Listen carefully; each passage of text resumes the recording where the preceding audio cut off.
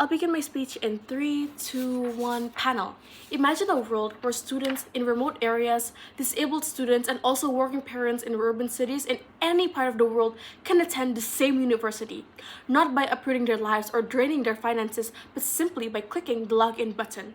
This world is not a dream. It's not too good to be true. Well, this world is online tertiary education, and it should be our future. Hello everybody, I'm the first speaker from Team Proposition. My name is Arundhati Cettakirana F.P, and we propose the motion that this House supports a permanent move to online tertiary education.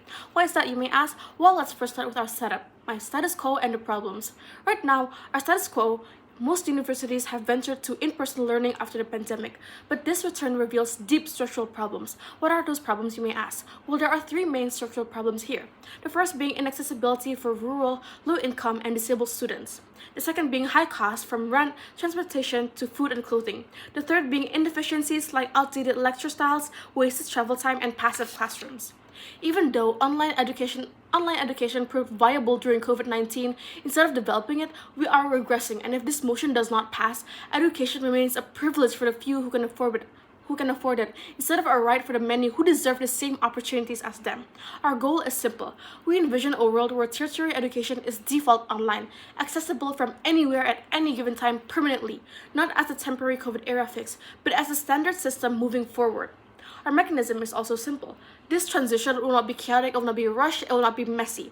It's a structural and gradual reform involving help from the government and university bodies. What can the government do? Well, in our mechanism here, governments will fund and expand national broadband network, especially those in rural cities. Subsidies will be provided for low-income students to access laptops or tablets, internets, and also online learning platforms. The government will also pass educational reform laws mandating that all accredited universities offer their degree programs online. On our university side, all universities will digitize their lectures, materials, and assessments.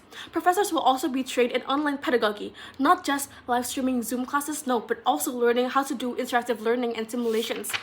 This, in return, will transform education to suit the medium to ensure the best quality for today's students. I have two arguments at hand. The first argument is the fact that online education is much more inclusive and accessible. Current tertiary education, as we know, exclude millions of capable students. Online tertiary education opened gates for these kids. First, let's think of this in a status quo framework. Universities are still physically and socially centralized. Most are located in urban areas, with heavy expectations of full-time on-campus attendance, and students from rural, remote, or outer island areas face immense costs to travel there to even survive in this university. Some may not even get accepted to university but drop out, not because of intelligence, no, but due to the fact that there is a structural inequality here. Meanwhile, disabled students, working students, or women in patriarchal houses cannot even participate because of their rigid hours. Speaking of them, let's talk about our actor framework. There are students in low-income families who cannot afford housing, food, transport, and let alone tuition. Disabled students face barriers to mobility, commuting, or inaccessible lecture halls, and there are single-parent/working professional students who cannot afford to attend full-time classes because of their rigid hours.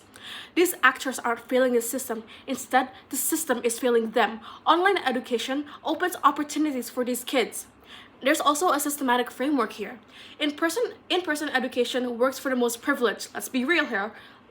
It works for the kids who can afford to live close to good universities. This system is deeply classist and ableist. Online education offers an alternative that makes learning a right and not a luxury. Every year we are delaying this, another generation of potential is left behind. We cannot afford to wait. Online education is the key for these kids. It's the key to equality. Our second argument being the fact that online education is much more future-proof, it's more accessible, it's much more effective. Online learning reduces unnecessary costs and encourages self-pacing learning. Let's think of this in a status quo framework first. Traditional unis are expensive to operate. There are buildings, electricity, staff housing, maintenance, and land all requires money. Students also bear the cost by rent, transportation, tuition, etc. None of these expenses contribute to actual learning though. They are logistical burdens of a physical system and they do not contribute anything to learning. There's also an actual analysis here. Students save time, money, and tailor learning to their schedule. But however, there are so many students here who combine study with part-time jobs and also family obligations. Imagine the stress that put upon these students. Online degrees are also scaling more easily. One recorded lecture can be shared with thousands, not just one classroom of 30-ish kids. Students benefit more from choices, resources, and better return on investments. There's also a systematic framework here. As the world shifts towards remote work and global collaboration, as the world shifts to a more technological, advanced era, there are traditional lectures halls fall short. Students need to learn digital communication, independent learning, and also technical literacy as we advance towards a more technologically advanced era. Online universities ensure these skills by design, by default, because they design these through group chats, video assignments, and also real-time webinars. We are preparing students for a world that no longer functions in physical offices alone. If universities don't evolve, students will be left educationally challenged. Students will not evolve with them. This is economic preparation. It's not just about learning, it's not just about quality, but we are preparing these kids for the future.